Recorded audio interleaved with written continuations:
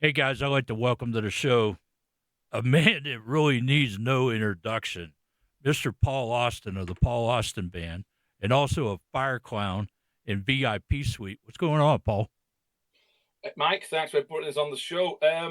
Things are really happening for us, as you know. If you've been looking at it, things are blowing up now since we managed to get a track onto the LA for Aid album. That's That's really awesome, sort of launched us, and we're right? getting some real traction. We're in the middle of recording our debut album as the PA band. It's called Ostentatious. You may have seen a little bit of that around. Yeah, And we're just about to set off for debut shows over in Slovakia. We've got a couple of shows laid up in two of the towns down there. So we land in Bratislava on Thursday, and we hit the road for opening shows for what is going to be our ostentatious tour. That'll right. take us back and forth in Europe, back into the UK. We've got a few shows in the UK before tightening up the act, ready for our debut in the US later in the year. So a couple of Yay. videos as well coming along with that. A lot of happening, and you're going to be talking about what we're doing with some of the new music. All right. Well, let's go back. Let's go back a little bit of ways. Let's go back to Fireclown Okay. because there's Oh, that was back in the '80s, so it was part of the new wave of British heavy metal scene. I absolutely. mean, Yeah, let's talk absolutely. about Fireclown for the people that don't know. So no, there may be a few listeners in the US that could what I would call the connoisseurs may be Yeah, able to dig deep into their own catalogs and see what they've right. got there.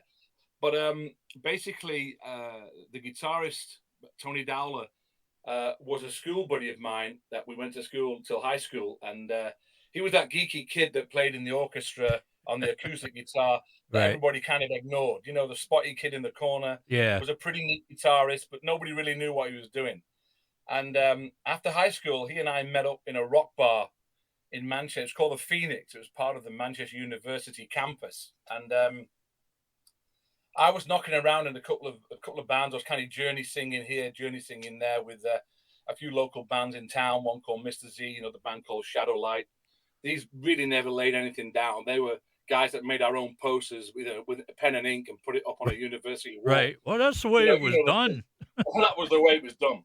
This is when tickets in my town were less than $1 to go and see Yeah. ACDC. I mean, so we were happening, and I got asked to join Fireclown in 1980 exactly, and we were right in the beginning of the new wave of British heavy metal. So Right. we were playing at gigs where Def Leppard was still doing cover songs, Right. where Budgie were in the scene, where a Diamond Head was happening, bands like that. And Right. so I got a chance to write some songs with Tony, and we launched the Fireclown record company. And we launched our first EP. It's funny if I've got the time, and I hope my English accent doesn't get your listeners wondering how to listen to what I'm Oh, saying, Mike. So I'll slow down. But we actually came to the US at the beginning of 1980 on a to basically launch Fireclown in the US and find the right record company. We walked the streets of New York City and banged on all the doors in them days. That's what you had to do. oh yeah. And couldn't get a break. And we actually did a gig in down in California in a place called Newport Beach, and I'm Oh going yeah. now to I'm 1980. I'm familiar with that. So we had some great friends that looked after us down there. Then we came back, recorded the EP, which you've got a few sounds that I've sent to you there, Right. and this thing blew up on the tips of new wave of British heavy metal. And we did pretty good. We toured extensively in the UK. I'm talking 200 shows plus a year. Wow. Yeah, in the UK, And, we supported Motorhead, right. many of the acts of that period. But Right. unfortunately, Mike, as all things go with music, bands fall out and music genres change, and Right. we got ourselves stuck at the beginning of the punk movement and what became then the new wave of music, which was the crazy bands like Spandau Ballet and Yeah. Human League and that Right. scene, and David Bowie was taking over. Right. So we fell apart at the seams, if I'm being honest with you. And that really was a back foot. I kind of went back to again being a journeyman musician. Right. And Tony went off to do a band called Tony Dowler's Hellhounds, and they became Okay. a real successful act over in Europe. So as I was speaking to you earlier, unfortunately we lost Tony to cancer a couple of years ago, and in my opinion, lost one of the best guitarists Right. that could have been around and should have been around a lot longer. To be honest Right. with you, very close friends with bands like Deep Purple. He did a lot of session work with people like that. So Right. anyway, that's what's been happening with Fireclown, and I've re-recorded one of the tracks that we did. It was called Poor Man. It was a big hit at the time. In Okay. fact, it was particularly big in Greece of all places. Athens has a massive heavy metal scene. Oh yeah, And, I get bands from Greece all the time. It's there crazy. you go. Yeah, absolutely.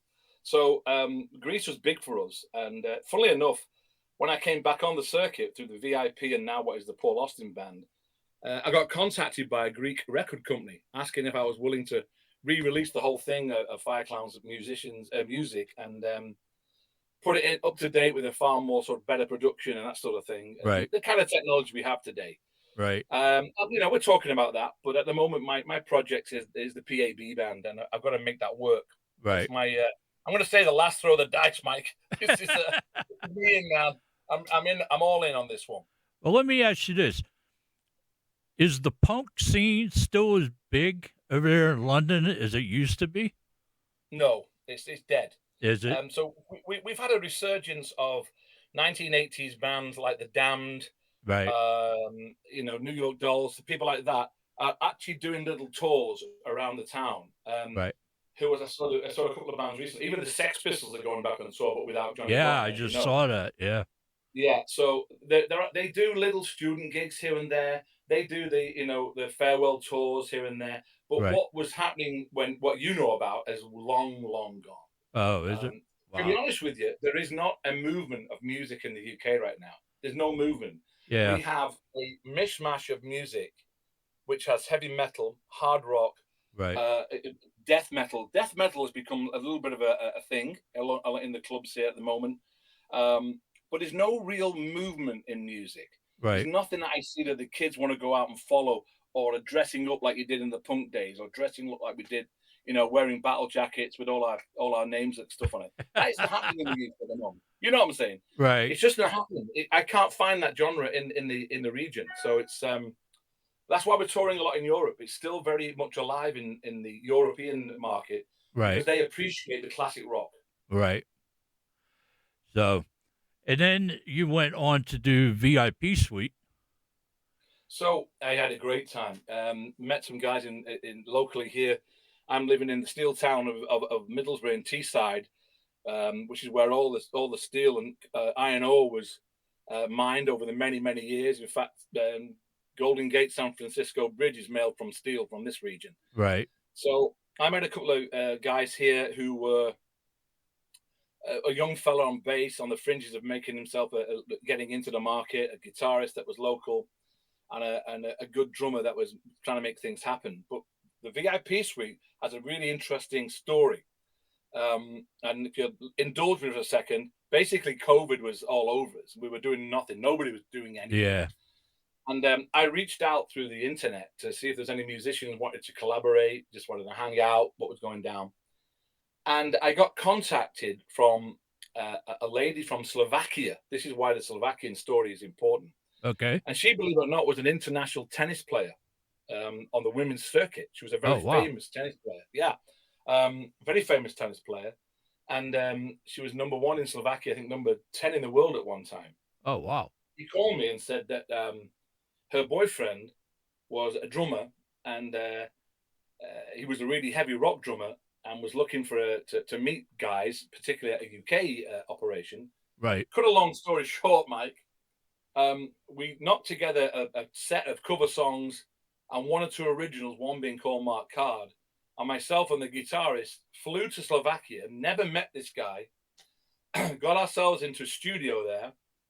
He hired a bass player, he played the drums, and we cobbled together a set of music for an hour and did 4 dates in Slovakia, never met each other since, just literally over the phone. Wow. And I'm telling you, this guy couldn't speak English. It was Right. translated to his girlfriend.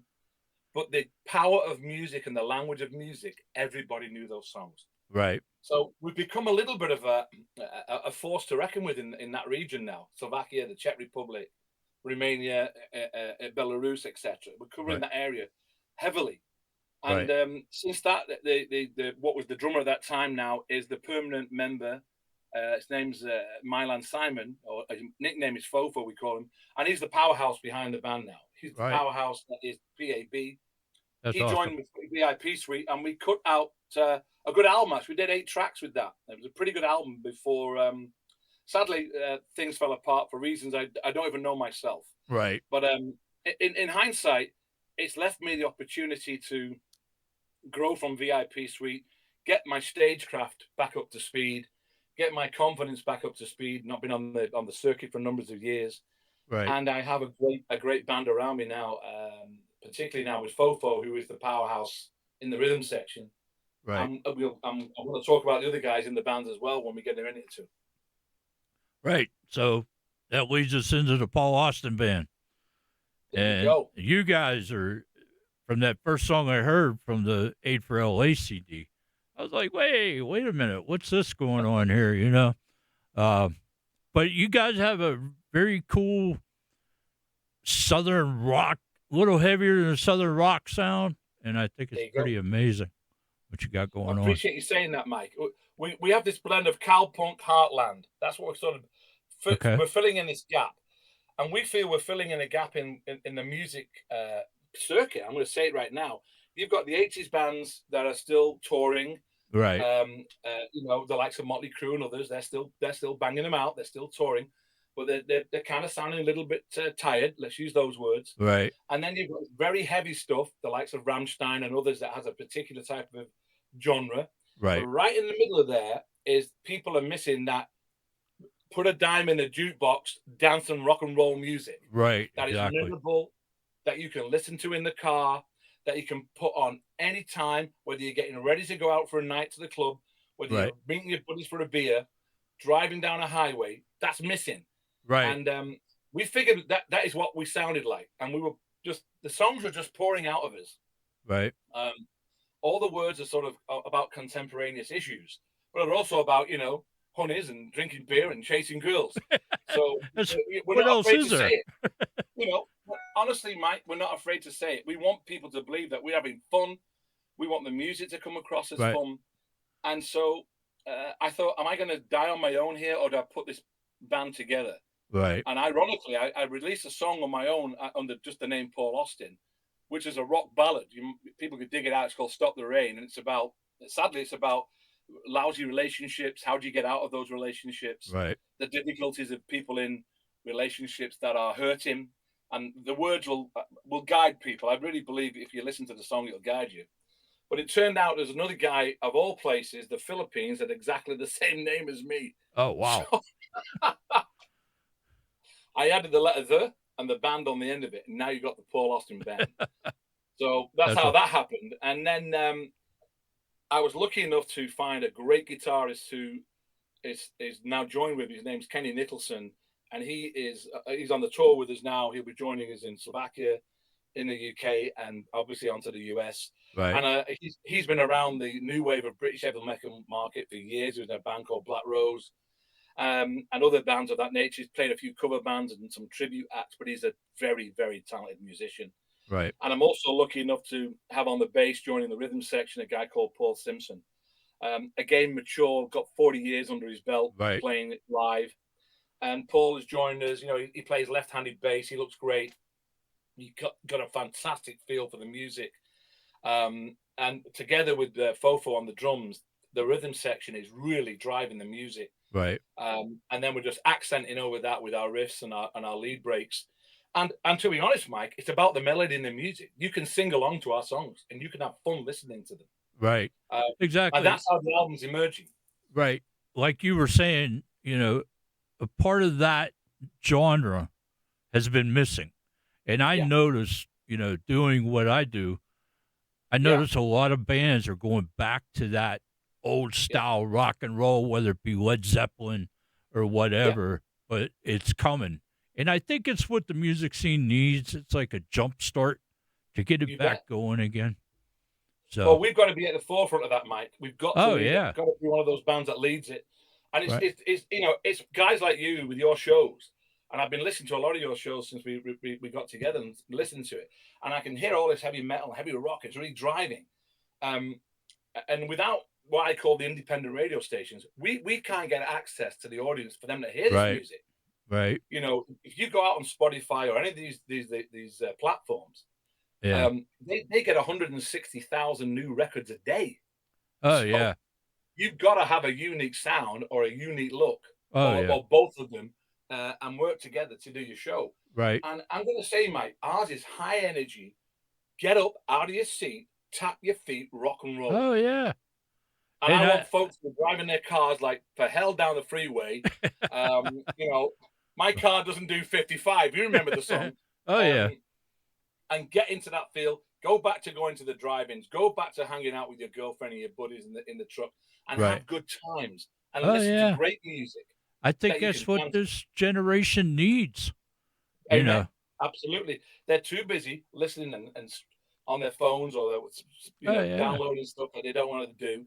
They've got 1,000 records on their what you call it, phones and whatever, and they don't even listen to them. I know. I'd rather have 25 songs that I listen to every day than 1,000 songs that would just say, "Look Right. at me, I got Right. 1,000." And the thing is too is this generation, with all high tech and everything, this generation will never know what it's like to go to a record store and Nope. get that album or stand outside for tickets. They think it's all, Yeah. oh, you did what? Yeah, man. Those were the Now, days. you just hit something on the nail there. I was talking with a drummer friend of mine last night, and he said, "What's missing now is people that used to bring, because we're bringing our record out as a proper album." He says, Right. "What's missing now is, do you remember the days when you'd buy an album? There'd be the top 100 people that were involved in that album, the record producer, the engineer, the Right. studio, even the guy that brought the coffee and tea and biscuits was Right. named on the album." Right. And if your credibility when you hanged out with your buddies was that you could name everybody that was involved on that album. Oh, yeah. So, when you got Led Zeppelin 2, you named everybody that was on that album. Oh, yeah. The artwork was beautiful. Right. The touch and feel of the music was fantastic. And not only that, the camaraderie in the record store, when you're talking to a guy and he says, "Have you got this new album? Did you pick this one out? Have you seen who's involved on this?" Right. You communicated with a guy or a woman in the store, Right. and either you ended up dating them or you went for a drink with the guy and talked about the records. So Right. we're not even Exactly. having relationships being built anymore. Right. I know. It's sad to Yeah, see what the music industry has evolved to. I mean, it's absolutely. it's sad. And with AI coming into play now, I'm scared. I really Well, am. what do you can now get a kid in his bedroom can write a song using chat, write the Yep. music using AI, get the artwork done by I don't know who else, and he's never left his bedroom and launch it as a single. Right. Go figure. And it's number For, one for, on the for less Billboard. for less than a beer. Right. It's insane how bad it's changed. It's absolutely crazy. It is. I mean, just to let you know, and I know you're going to play some of our music tonight, and you enjoyed it. Can't tell you how happy I am to hear that. We're also recording old style as well. That's So awesome. yeah, we're recording old style. It's in the studio in Slovakia. It's called Gila Recording Studios. They're just outside of Bratislava, and the engineer who runs that studio, Adam, it's of Hungarian origin. He's one of the best guitarists I've ever played with. Oh yeah. And not only is he a great guitarist, he's a hell of an engineer. And we are doing raw rock and roll. Literally, if you can't sing the song, we can't deliver the music. Right. There's no twiddling in the music to find out if I'm in tune, or I'll auto tune the voice. Everything you hear on our music, Mike, is for real. One or two takes at the most. We Right. just hit it, we do it, and we're out. I don't sit there note by note trying to fiddle and twiddle and mess around with the music. Right. What you listen when you hear our songs is bang, straight out the studio. Right. First or second time hit. And that's what a lot of these kids don't know. With the exception of a handful, Yeah, but a lot of these kids don't understand, they can go to a computer nowadays and write a whole guitar solo that, but it's absolutely incredible. they won't write the solo like you heard on Invasion. Trust me on that. Right, right. They won't Yeah, write that. that solo, there's a song, guys, called Invasion that I'm going to play for you a little bit later on. But the solo is so close to Eddie Van Halen's Eruption, and it was written before Eddie Van Halen. It's absolutely crazy. So it kind of makes you wonder what, you know, People were thinking. right, what people Yeah. were thinking. Well, I'd love to think that what you're thinking there, but I don't know. But I can tell you that when Tony wrote that, he was only 18 years old. Right.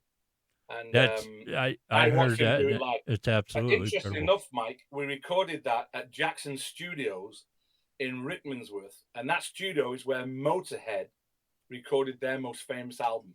Yeah. Yeah, they were in the Well, studio the week.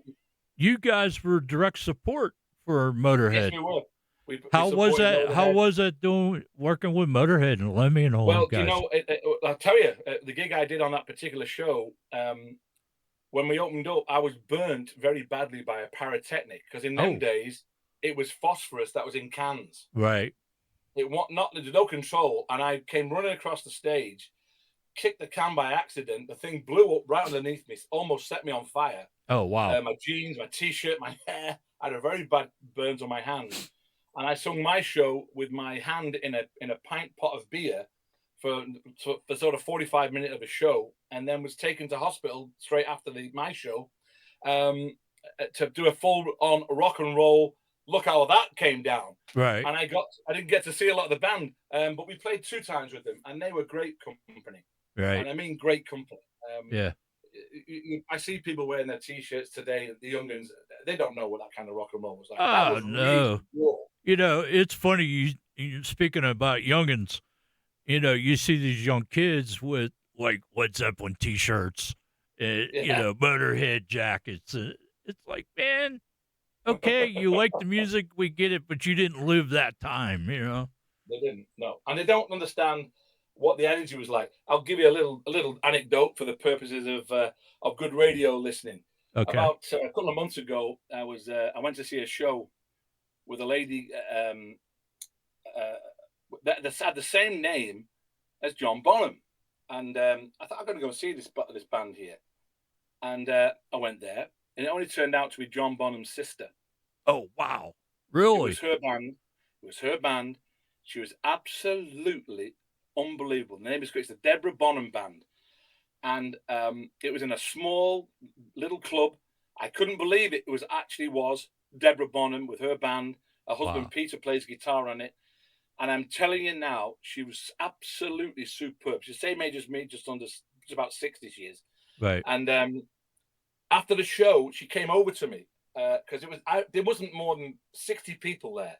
Right. And I had a beautiful photograph with her, and we exchanged some great stories about Nebworth. I'm one of the guys that actually was at Nebworth when Led Zeppelin played, Right. so I can give you full creds on that one there. And she was talking about her career has been a little bit constrained because everybody thinks she's living on the back of her brother John. Right. And I can tell you now, she's not. It's one of the finest acts I've seen. But just to keep us all on our toes, she did do 2 Led Zeppelin songs at the end of the set as the encore. Let me tell you, everybody was up for it. It was a great night. I had goose pimples. I have seen Jason Bonham, and I'm getting chills talking about it. But when he does, I think it's Moby Dick, and they show him live on stage, and they put the screen of John behind him doing that. It's so perfectly in sync that it's absolutely amazing. It's in the genes, man. It's in the genes. Oh yeah, it's absolutely amazing. Genes, you know, every time I've seen Jason, it's always been an unbelievable show. You know. Well, listen, I'm going to do a plug for the Deborah Bonham Band. If ever you get a chance to see them, I'll have to check that out. I'll have to check that out. They usually do Blues Festival. A couple of them over there. Her band used to support Paul Rodgers' band for a long time. They were Paul Rodgers musicians. So she's well connected. She's a great artist. So the PA band is out there, but I'm going to recommend Deborah Bonham if you get a chance to go see it. Okay. So a couple more questions, Paul. What let's see. What do I want to say here? Can you give us a little bit of the behind the scenes creative process for this upcoming album you have? Absolutely. So we've got all 9 songs. It's going to be 9, maybe 10. The 10th one is a re-recording of Poor Man. I think you have a copy of that Right. from the Fireclown days. So I re-recorded that in Gill Studios, completely different. The melody stays the same, the lyrics stay the same, but we've updated the musicianship on it. Right. You wouldn't think you could do that. What we have done, we've changed the tempo. Um, we've picked up the song, it's slightly longer, and I'm super proud of that one. So that was really me reaching back into my own library and saying, let's get on with that. Right. But the new music that you're hearing has come out of my VIP suite development and into really what Paul Austin wants to do. Right. And that is to really let people hear my voice, Michael, to really understand that I am not just was a metal singer. I actually Right. can ballad. I can actually sing melodies that people want to do. And I have these songs inside me. Right. At my age, I can't scream and shout and bawl till my voice falls out on the floor. That Right. is not what I do. I Right. want to sing songs that people enjoy, can sing along with. That's number the first process. The Right. second process is I've got a lot of years under my belt. I've seen a lot of things. Oh I've yeah. done a lot of things, and Right. I've traveled around the world. So I'm using that experiences around the world to write about contemporaneous problems. Land of Plenty is about, guys out of work, veterans sleeping on the street, Right. kids that can't get eat, people going cold in countries like yours and mine where we Right. know we have the wealth to help. Right. And we've got to start handing out help. I know people don't want to think, why should I look after that guy and this guy here? Right. But I hope people will listen to the songs and be driven by the music and then pulled into the lyrics. Right. So all the songs, a track coming out, Cover Girl, it's about the Instagram world and the bullying that happens to young boys and girls when they really believe everything they see on Instagram or TikTok, Right. only to find out that the million followers that have been following you, one thing wrong and they will send all the hate mail in the world to you. Oh yeah. So cover songs, Cover Girl talks about that. Land of Plenty talks about sharing a little bit. Stop the Right. Rain is about people in lousy relationships. Millions of things that I've seen in my life. Right. I've got another track called Gas and Oil. You're going to love that one when that kicks out. Another one called actually it's called Original Rock and Roll Star, which I'm going to release. It's a VIP track. It's actually dedicated to Tony Dowler, the singer from Oh, the okay. guitarist. Cool. It's about original rock. He should have been a bigger star than he was. Right. So I've got that there, and we're just writing about what we know as individuals, what we've seen, what we've felt, what we've heard. Right. Literally from banging your knee to getting drunk in a bar with friends. I Right. want people to be able to relate to every word on the song, and that's where I'm going. I don't sing about witches. I don't sing about devils. I don't sing about. That's not it. You will understand every word in my songs, Right. and be able to relate to them. And that's what I'm looking for, really, Mike. Right. Relatable music. Let me ask you one more question. Do you have any advice for inspiring musicians up and coming? I do. Funnily enough, I'm actually part of a musical school here called One Life. It's headed by a guy called Adi Waller. And the idea behind it is to let youngsters in independent bands come to us and for advice. We've got about 10 or 15 people that are involved from all sorts, from production, from radio work like you, Right. to see how much they want to get involved. I think the main advice is this. I'm going to say this only once, so I hope everybody's listening. You must follow your dream. Right. Do not break away.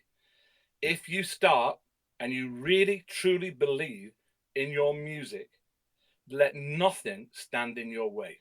Nothing. Never, whether Right. that's parents, girlfriends, or boyfriends, whatever that is, you must keep going under all the pressure. When you're exhausted, keep going again. If a crowd turns out and it's only two people in that room, you play as if there's 50,000 in that room. Right. Because one day there will be 50,000. You have to believe in every single thing that you do in that band. Right. And that is the only advice I can give. I didn't take it myself, to be honest with you, Michael. I made a break in my musical career.